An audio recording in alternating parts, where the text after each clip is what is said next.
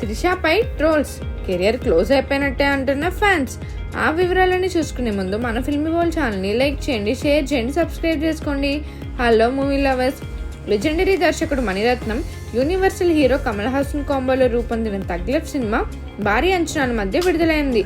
ఏళ్ల తర్వాత వీరిద్దరూ కలిసి చేసిన ఈ చిత్రం ప్రేక్షకులను ఆకట్టుకోవడంలో పూర్తిగా విఫలమైందని సమాచారం. ముఖ్యంగా హీరోయిన్ త్రిష పాత్ర ఆడియన్స్కు నిరాశ కలిగించినట్టు టాక్. ఆమె క్యారెక్టర్ డిజైన్, కొన్ని సీన్లు, ఇతర పాత్రలతో ఆమె సంబంధాలు నీరసంగా అనిపించాయని నేటిజన్స్ సోషల్ మీడియాలో విమర్శిస్తున్నారు. త్రిష పాత్రలో లోతు లేకపోవడం, కథలో ఆమె పాత్రకు తగిన ప్రాధాన్యత ఇవ్వకపోవడం వంటి అంశాలు విమర్శకులకు కారణమయ్యాయి. ఈ నేపథ్యంలో త్రిష పాత్ర చిత్ర ఫలితంపై ప్రభావం చూపించినట్టు సినీ వర్గాల్లో చర్చ జరుగుతుంది.